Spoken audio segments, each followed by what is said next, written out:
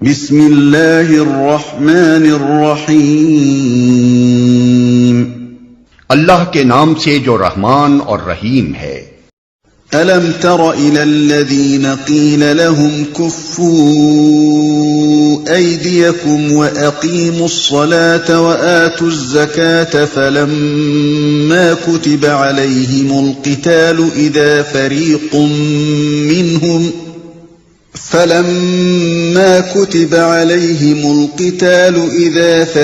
منهم يخشون الناس كخشية الله أو أشد خشية وقالوا ربنا لم كتبت علينا القتال لولا أخرتنا إلى أجل قريب قل متاع الدنيا قليل والآخرة خير لمن اتقى ولا تظلمون فتيلا۔ تم نے ان لوگوں کو بھی دیکھا جن سے کہا گیا تھا کہ اپنے ہاتھ روکے رکھو اور نماز قائم کرو اور زکوٰۃ دو۔ اب جو انہیں لڑائی کا حکم دیا گیا تو ان میں سے ایک فریق کا حال یہ ہے کہ لوگوں سے ایسا ڈر رہے ہیں جیسا خدا سے ڈرنا چاہیے یا کچھ اس سے بھی بڑھ کر۔ کہتے ہیں خدایا یہ ہم پر لڑائی کا حکم کیوں لکھ دیا، کیوں نہ ہمیں ابھی کچھ اور مہلت دی۔ ان سے کہو دنیا کا سرمایہ زندگی تھوڑا ہے اور آخرت ایک خدا ترس انسان کے لیے زیادہ بہتر ہے، اور تم پر ظلم ایک شمع برابر بھی نہ کیا جائے گا۔ تو ان میں سے ایک فریق کا حال یہ ہے کہ لوگوں سے ایسا ڈر رہے ہیں جیسا خدا سے ڈرنا چاہیے یا کچھ اس سے بھی بڑھ کر۔ اس آیت کے 3 مفہوم ہیں اور تینوں اپنی اپنی جگہ صحیح ہیں۔ ایک مفہوم یہ ہے کہ پہلے یہ لوگ خود جنگ کے لیے بیتاب تھے، بار بار کہتے تھے کہ صاحب ہم پر ظلم کیا جا رہا ہے، ہمیں ستایا جاتا ہے، مارا جاتا ہے، گالیاں دی جاتی ہیں، آخر ہم کب تک صبر کریں، ہمیں مقابلے کی اجازت دی جائے۔ اس وقت ان سے کہا جاتا تھا کہ صبر کرو اور نماز و زکوٰۃ سے ابھی اپنے نفس کی اصلاح کرتے رہو، تو یہ صبر و برداشت کا حکم ان پر شاق گزرتا تھا۔ مگر اب جو لڑائی کا حکم دے دیا گیا تو انہی تقاضا کرنے والوں میں سے ایک گروہ دشمنوں کا ہجوم اور جنگ کے خطرات دیکھ دیکھ کر سہما جا رہا ہے۔ دوسرا مفہوم یہ ہے کہ جب تک مطالبہ نماز اور زکوٰۃ اور ایسے ہی بے خطر کاموں کا تھا اور جانیں لڑانے کا کوئی سوال درمیان میں نہ آیا تھا، یہ لوگ پکے دیندار۔ مگر اب جو حق کی خاطر جان جوکھوں کا کام شروع ہوا تو ان پر لرزہ طاری ہونے لگا۔ تیسرا مفہوم یہ ہے کہ پہلے تو لوٹ کھسوٹ اور نفسانی لڑائیوں کے لیے ان کی تلوار ہر وقت نیام سے نکل پڑتی تھی اور رات دن کا مشغلہ ہی جنگ و پیکار تھا۔ اس وقت انہیں خوریزی سے ہاتھ روکنے اور نماز و زکوٰۃ سے نفس کی اصلاح کرنے کے لیے کہا گیا تھا۔ اب جو خدا کے لیے تلوار اٹھانے کا حکم دیا گیا تو وہ لوگ جو نفس کی خاطر لڑنے میں شیر دل تھے، خدا کی خاطر لڑنے میں بزدل بنے جاتے ہیں۔ وہ دست شمشیر زن جو نفس اور شیطان کی راہ میں بڑی تیزی دکھاتا تھا، اب خدا کی راہ میں شل ہوا جاتا ہے۔ یہ تینوں مفہوم مختلف قسم کے لوگوں پر چسپاں ہوتے ہیں اور آیت کے الفاظ ایسے جامع ہیں کہ تینوں پر یکساں دلالت کرتے ہیں۔ اور تم پر ظلم ایک شمع برابر بھی نہ کیا جائے گا، یعنی اگر تم خدا کے دین کی خدمت بجا لاؤ اور اس کی راہ میں جانفشانی دکھاؤ تو یہ ممکن نہیں ہے کہ خدا کے ہاں تمہارا اجر ضائع ہو جائے۔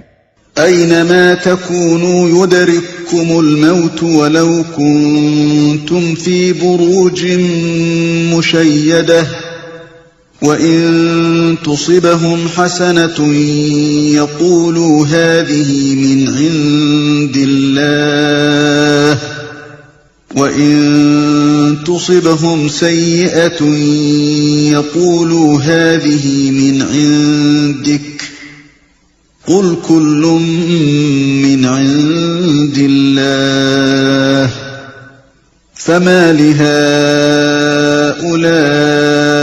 القوم لا يكادون يفقهون حديثا۔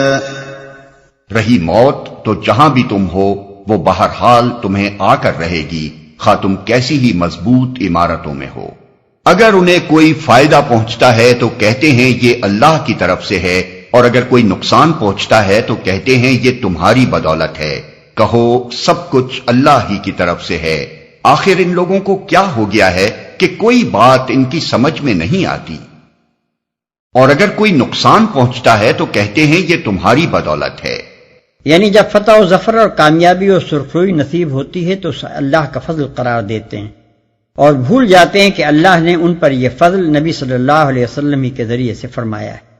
مگر جب خود اپنی غلطیوں اور کمزوریوں کے سبب سے کہیں شکست ہوتی ہے اور بڑھتے ہوئے قدم پیچھے پڑنے لگتے ہیں تو سارا الزام نبی صلی اللہ علیہ وسلم کے سر تھوپتے ہیں اور خود بری و ذمہ ہونا چاہتے ہیں۔ ما أصابك من حسنة فمن الله وما أصابك من سيئة فمن نفسك وأرسلناك للناس رسولا وكفى بالله شهيدا۔ اے انسان، تجھے جو بھلائی بھی حاصل ہوتی ہے اللہ کی عنایت سے ہوتی ہے، اور جو مصیبت تجھ پر آتی ہے وہ تیرے اپنے کسب و عمل کی بدولت ہے۔ اے محمد، ہم نے تم کو لوگوں کے لیے رسول بنا کر بھیجا ہے اور اس پر خدا کی گواہی کافی ہے۔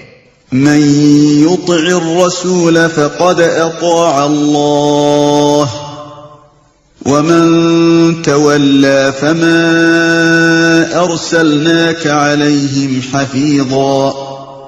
جس نے رسول کی اطاعت کی اس نے دراصل خدا کی اطاعت کی، اور جو منہ موڑ گیا تو بہرحال ہم نے تمہیں ان لوگوں پر پاسبان بنا کر تو نہیں بھیجا ہے۔ یعنی اپنے عمل کے یہ خود ذمہ دار ہیں، ان کے اعمال کی باز پرس تم سے نہ ہوگی۔ تمہارے سپرد جو کام کیا گیا ہے وہ تو صرف یہ ہے کہ اللہ کے احکام و ہدایات ان تک پہنچا دو۔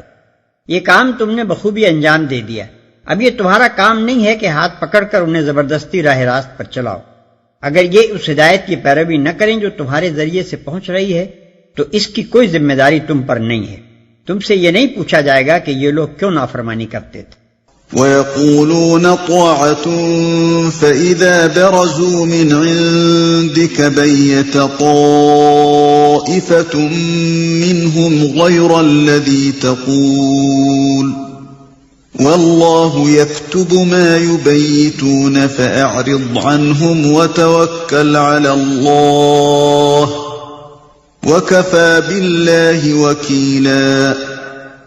وہ منہ پر کہتے ہیں کہ ہم مطیع فرمان ہیں، مگر جب تمہارے پاس سے نکلتے ہیں تو ان میں سے ایک گروہ راتوں کو جمع ہو کر تمہاری باتوں کے خلاف مشورے کرتا ہے۔ اللہ ان کی یہ ساری سرگوشیاں لکھ رہا ہے۔ تم ان کی پرواہ نہ کرو اور اللہ پر بھروسہ رکھو، وہی بھروسے کے لیے کافی ہے۔ افلا يتدبرون القرآن ولو كان من عند غير الله لوجدوا فيه اختلافا كثيرا۔ کیا یہ لوگ قرآن پر غور نہیں کرتے؟ اگر یہ اللہ کے سوا کسی اور کی طرف سے ہوتا تو اس میں بہت کچھ اختلاف بیانی پائی جاتی۔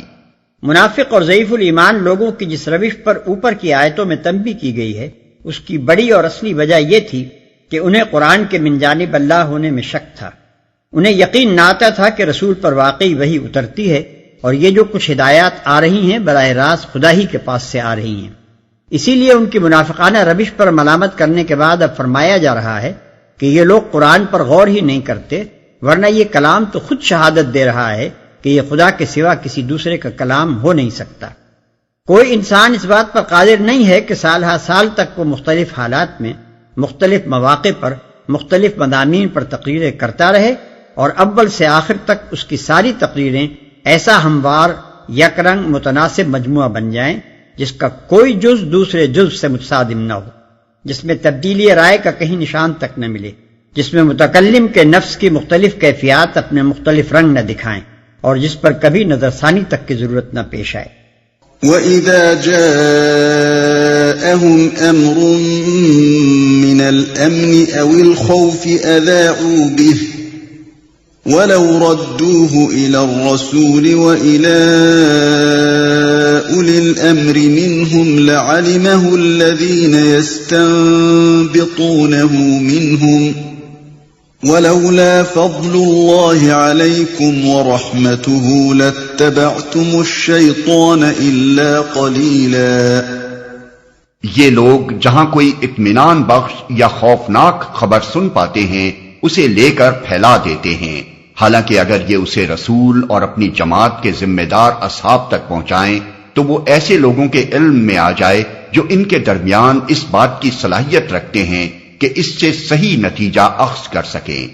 تم لوگوں پر اللہ کی مہربانی اور رحمت نہ ہوتی تو تمہاری کمزوریاں ایسی تھیں کہ معدود چند کے سوا تم سب شیطان کے پیچھے لگ گئے ہوتے کہ اس سے صحیح نتیجہ اخذ کر سکیں۔ وہ چونکہ ہنگامے کا موقع تھا اس لیے ہر طرف افواہیں اڑ رہی تھیں، کبھی خطرے کی بے بنیاد مبالغہ آمیز اطلاعیں آتی اور ان سے یکایک مدینہ اور اس کے اطراف میں پریشانی پھیل جاتی، کبھی کوئی چالاک دشمن کسی واقعی خطرے کو چھپانے کے لیے اطمینان بخش خبریں بھیج دیتا اور لوگ انہیں سن کر غفلت میں مبتلا ہو جاتے۔ ان افواہوں میں وہ لوگ بڑی دلچسپی لیتے تھے جو محض ہنگامہ پسند تھے، جن کے لیے اسلام اور جاہلیت کا یہ معرکہ کوئی سنجیدہ معاملہ نہ تھا، جنہیں کچھ خبر نہ تھی کہ اس قسم کی غیر ذمہ دارانہ افواہیں پھیلانے کے نتائج کس قدر دور رس ہوتے ہیں۔ ان کے کان میں جہاں کوئی بھنک پڑ جاتی اسے لے کر جگہ جگہ پھونکتے پھرتے تھے۔ انہی لوگوں کو اس آیت میں سرزنش کی گئی ہے اور انہیں سختی کے ساتھ متنبہ فرمایا گیا ہے کہ افواہیں پھیلانے سے باز رہیں اور ہر خبر جو ان کو پہنچے اسے ذمہ دار لوگوں تک پہنچا کر خاموش ہو جائیں۔ فقاتل في سبيل الله لا تكلف إلا نفسك وحرض المؤمنين عسى الله أن يكف بأس الذين كفروا والله أشد بأسا وأشد تنكيلا۔ پس اے نبی تم اللہ کی راہ میں لڑو، تم اپنی ذات کے سوا کسی اور کے لیے ذمہ دار نہیں ہو، البتہ اہل ایمان کو لڑنے کے لیے اکساؤ، بعید نہیں کہ اللہ کافروں کا زور توڑ دے۔ اللہ کا زور سب سے زیادہ زبردست اور اس کی سزا سب سے زیادہ سخت ہے۔ من يشفع شفاعة حسنة يكن له نصيب منها ومن يشفع شفاعة سيئة يكن له كفل منها وكان الله على كل شيء مقيتا۔ جو بھلائی کی سفارش کرے گا وہ اس میں سے حصہ پائے گا اور جو برائی کی سفارش کرے گا وہ اس میں سے حصہ پائے گا، اور اللہ ہر چیز پر نظر رکھنے والا ہے۔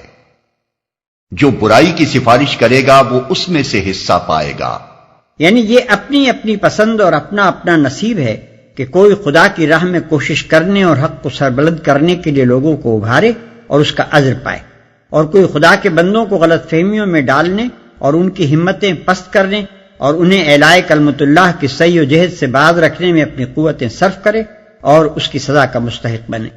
وَإِذَا حُيِّيتُم بِتَحِيَّةٍ فَحَيُّوا بِأَحْسَنَ مِنْهَا أَوْ رُدُّوهَا إِنَّ اللَّهَ كَانَ عَلَى كُلِّ شَيْءٍ حَسِيبًا۔ اور جب کوئی احترام کے ساتھ تمہیں سلام کرے تو اس کو اس سے بہتر طریقے کے ساتھ جواب دو، یا کم از کم اسی طرح۔ اللہ ہر چیز کا حساب لینے والا ہے۔ اس سے بہتر طریقے کے ساتھ جواب دو یا کم از کم اسی طرح۔ اس وقت مسلمانوں اور غیر مسلموں کے تعلقات نہایت کشیدہ ہو رہے تھے، اور جیسا کہ تعلقات کی کشیدگی میں ہوا کرتا ہے، اس بات کا اندیشہ تھا کہ کہیں مسلمان دوسرے لوگوں کے ساتھ کج خلقی سے نہ پیش آنے لگے۔ اس لیے انہیں ہدایت کی گئی کہ جو تمہارے ساتھ احترام کا برتاؤ کرے اس کے ساتھ تم بھی ویسے ہی بلکہ اس سے زیادہ احترام سے پیش آؤ۔ شائستگی کا جواب شائستگی ہی ہے، بلکہ تمہارا منصب یہ ہے کہ دوسروں سے بڑھ کر شائستہ بنو۔ ایک داعی و مبلغ گروہ کے لیے جو دنیا کو راہ راست پر لانے اور مسلک حق کی طرف دعوت دینے کے لیے اٹھا ہو، درست مزاجی، ترش روئی اور تلخ کلامی مناسب نہیں ہے۔ اس سے نفس کی تسکین تو ہو جاتی ہے مگر اس مقصد کو الٹا نقصان پہنچتا ہے جس کے لیے وہ اٹھا ہے۔ اللہ لا الہ الا هو لَيَجْمَعَنَّكُمْ إِلَى يَوْمِ الْقِيَامَةِ لَا رَيْبَ فِيهِ وَمَنْ أَصْدَقُ مِنَ اللَّهِ حَدِيثًا۔ اللہ وہ ہے جس کے سوا کوئی خدا نہیں ہے، وہ تم سب کو اس قیامت کے دن جمع کرے گا جس کے آنے میں کوئی شبہ نہیں، اور اللہ کی بات سے بڑھ کر سچی بات اور کس کی ہو سکتی ہے؟ یعنی کافر اور مشرک اور ملحد اور دہریے جو کچھ کر رہے ہیں اس سے خدا کی خدائی کا کچھ نہیں بگڑتا۔ اس کا خدائے واحد اور خدائے مطلق ہونا ایک ایسی حقیقت ہے جو کسی کے بدلے بدل نہیں سکتی۔ پھر ایک دن وہ سب انسانوں کو جمع کر کے ہر ایک کو اس کے عمل کا نتیجہ دکھا دے گا۔ اس کی قدرت کے احاطے سے بچ کر کوئی بھاگ بھی نہیں سکتا، لہذا خدا ہرگز اس بات کا حاجت مند نہیں ہے کہ اس کی طرف سے کوئی اس کے باغیوں پر جلے دل کا بخار نکالتا پھرے اور کج خلقی اور ترش کلامی کو زخم دل کا مرہم بنائے۔ یہ تو اس آیت کا تعلق اوپر کی آیت سے ہے، لیکن یہی آیت اس پورے سلسلہ کلام کا خاتمہ بھی ہے جو پچھلے 2-3 رکوعوں سے چلا آ رہا ہے۔ اس حیثیت سے آیت کا مطلب یہ ہے کہ دنیا کی زندگی میں جو شخص جس طریقے پر چاہے چلتا رہے اور جس راہ میں اپنی کوششیں اور محنتیں صرف کرنا چاہتا ہے کیے جائے، آخر کار سب کو ایک دن اس خدا کے سامنے حاضر ہونا ہے جس کے سوا کوئی خدا نہیں ہے۔ پھر ہر ایک اپنی صحیح و عمل کے نتائج دیکھ لے گا۔